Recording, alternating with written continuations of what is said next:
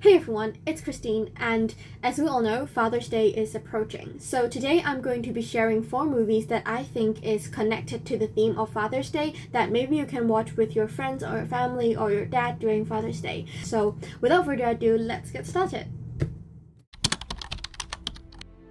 The first movie is definitely going to be Interstellar. I mean, this is literally the movie that just pops out the first or the second recommendation every time you go on Google and search movie for Father's Day, because the theme of fatherhood is so amplified in this movie. So allow me to just quickly do a plot description here. So basically, this is a movie about a father which has to leave his daughter and to go into outer space to find a planet that is suitable for the survival of human beings, because obviously Earth is already all corrupted and damaged by us. However, because he has to leave his daughter to do this mission, he actually has to balance between trying to save humanity and the future of his daughter, as well as going home as soon as possible so that he can actually raise his daughter and be with her as she grows up. Personally, I think the best thing about the movie is that the father-daughter bond is just so well portrayed in the film. I mean, the scene where Cooper has to leave is just such a tearjerker, and the idea behind the watch, the idea behind time and love and even gravity, and I found that those are just so fascinating, and I think those are so creative. And when it comes to the cast, this movie is just absolutely stunning. I mean, first of all, we have Matthew McConaughey, and then we got Anne Hathaway, and also we have Matt Damon. Obviously they have to go to rescue Matt Damon. I mean, no Hollywood film in the world is ever complete without rescuing Matt Damon. But anyway, yeah, as I said, that was truly star-studded. So last but not least, when we talk about this movie, we have to talk about the soundtrack. The soundtrack was composed by Hans Zimmer. Hans Zimmer and Christopher Nolan, they often work together in sci-fi, and they just made really good stuff.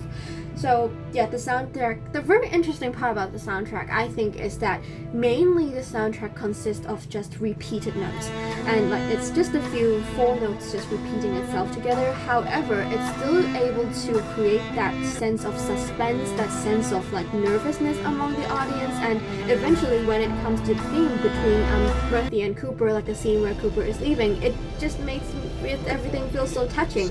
So yeah, the soundtrack is just amazing.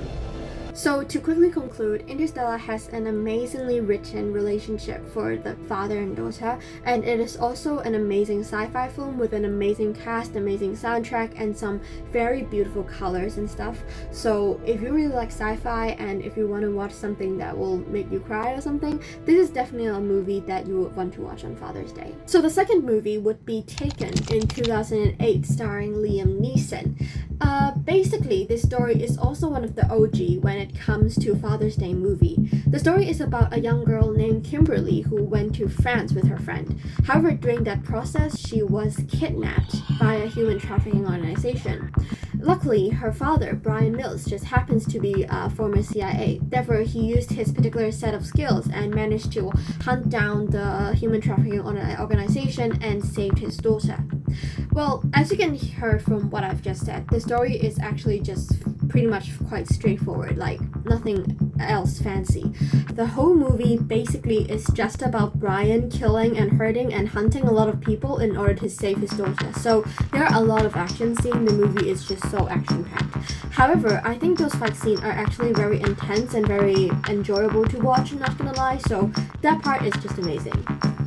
So to conclude, Taken is actually a very good action movie that also talks a little bit about father and daughter bonding. So if your parents or just you or your friends are into action movie at all, this will also be a very good option. So after talking about all these really intense fighting or movies, such stuff, let's just quickly change the atmosphere. Now I'm gonna introduce the third movie, which is Finding Nemo. When it comes to the bonding between father and son or children, in fact, I would say that this cartoon is actually one of a kind. Because when you look into the previous 2 movies that I have mentioned, Interstellar and Taken, the fathers in the movies are generally very protective towards their children. However, this protectiveness is exactly what Marlin has been doing from the beginning. However, that is also the one thing that he had learned not to do finally at the end. The story is about a young clownfish named Nemo that got basically taken by some humans after he's injured. So his father, Marlin, got really nervous and paired up with Dory and to went on and rescue Nemo at the end of the movie. However, I think the most interesting part is that at the end of the film, both the father and the son had learned something about their relationship. So for Marlin, he had realized how capable and truly grown up that his son can be, and that he really has to give him some space to grow and to respect him, respect his decision, in order to truly actually show his love for him.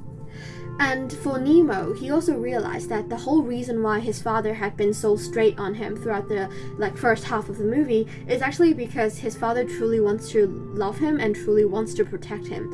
And then he just after the rescue, Nemo realized how far his father can go just to make sure that his son is okay. So after this accident, eventually both the father and the son have learned something about their relationship and have really tightened their bond.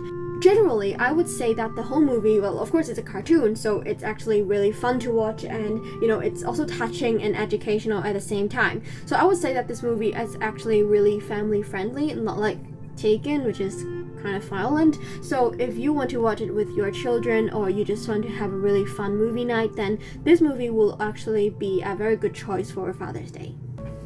So, the last movie that I'm going to talk about for today's video would be The Pursuit of Happyness. This is a movie that I've been looking so forward to talk about. I have seen Will Smith act in other movies, but till this moment, I don't think that any of his performance can surpass his performance in the movie. Because, it's just very convincing. It's basically a story about a broke person. He runs a failing business. His wife left him. He has nowhere to live.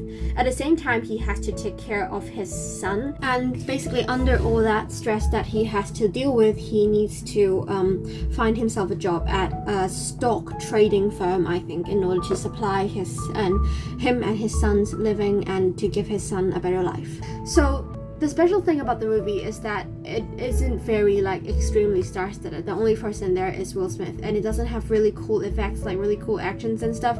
It just has a really good script and a really good actor in it, and it just does what it is expected to be done. I think it's really amazing that the role I think Will Smith played is just very convincing, especially the scene in the MTR station, because him and his son has lost their place to live, so that they have to sleep inside bathroom at a station, I think, and that was just really touching. Throughout the movie, we can clearly see the amount of suffering and hard work Will Smith's character has done in order to achieve what he had achieved, and also his love and his sacrifice he's willing to make for his son. So, in conclusion, this movie is actually just very touching, and it makes people very emotional, and the father and son bonding in there, it's just very well written. And it's also really inspiring at the same time. So if you're looking for something like that and you don't want things to get a little bit too excited or too intense, then this would surely be an amazing movie that deserves so much more attention, and that would definitely worth you spending your time on. So these are the 4 movies that I would love to share and introduce to you guys, and I think they are really suitable for Father's Day. I know there are so many more movies that is actually suitable for watching during the Father's Day, so if you have any ideas or something, please leave them in a comment, and I would love to just have a further discussion. And happy Father's Day. I will see you next time. Bye!